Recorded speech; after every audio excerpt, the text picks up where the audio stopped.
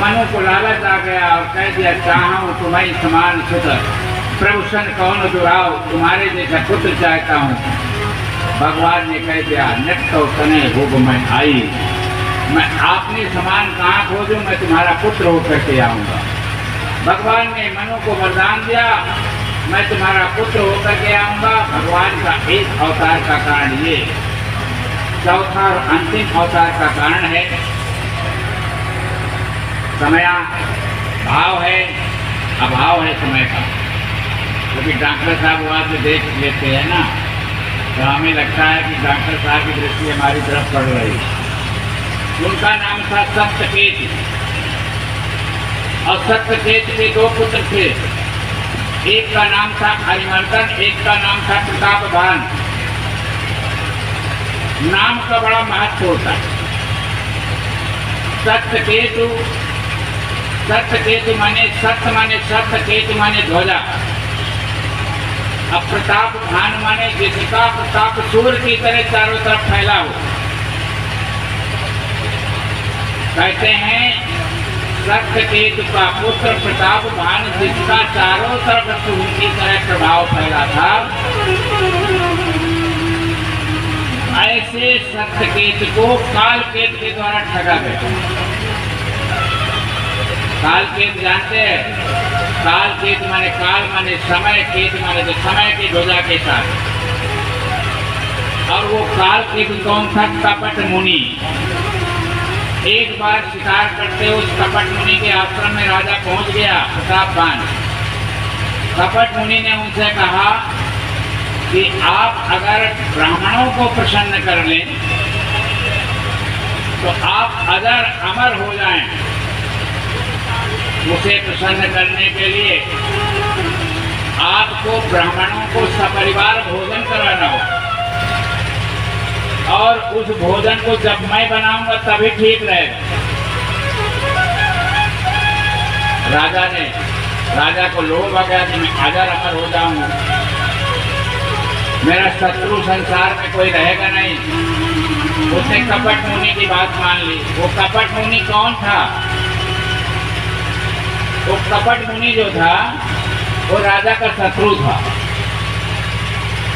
राजा जब चक्रवर्ती होने के लिए दिग्विजय करने के लिए संसार में निकला तो उस कपट मुनि के 100 भाइयों को मार दिया था और उसके राज में कब्जा कर लिया। केवल अकेले वही बचा था, क्योंकि प्रतापवान बड़ा शक्तिशाली था, वो बदला नहीं ले सकता था, इसलिए वो साधु हो गया। साधु तो हो गया पर उसके संस्कार नहीं बदले।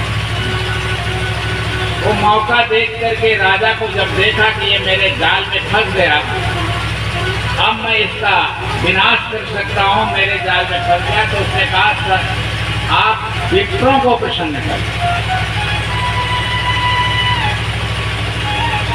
उसी समय राजा वहां से अपने महल में आते हैं। कपट मुनि छत पे आकर के राजा के उपरोध को हर ले जाता है और रसोई स्वयं बनाता है। राजा को कहता है आप विप्रों का निमंत्रण करिए। विप्र निमंत्रण में आते हैं, और जब विप्र निमंत्रण में आते हैं संगत बैठ जाती है, पत्तल परोस दिए जाते हैं। भोजन परोसने को ही होता है कि आकाशवाणी होती है। आकाशवाणी में देवगण कहते हैं विप्रवृंद उठ उठ ग्रह जाहू, है बनिहानि अन्न जन खाओ। हे विप्रो, आप लोग ये भोजन छोड़ दो, अपने घर चले जाओ। अगर इसे खाओगे तो आपका धर्म जाएगा। विप्र जैसे ही आकाशवाणी सुनते हैं खड़े हो जाते हैं और उन्होंने राजा को श्राप दे देते हैं। बोले विप्र सकोप तब नहीं कछ तीन विचार, जाए निशाचर हो तुम मूढ़ सहित परिवार। तुम परिवार के साथ निशाचर हो जाओ। इस तरह का श्राप देते हैं तो आकाशवाणी दोबारा होती है। विप्रहु श्राप विचार नदीना, नहीं अपराध भूख कछ कीना। ये विप्रो आपने विचार पूर्वक श्राप नहीं दिया, क्योंकि आकाश पानी तो इतनी ही हुई थी ना कि विप प्रबंध उठ उठ रह जाऊ, है बड़ी हानि अन्न जन खाऊ।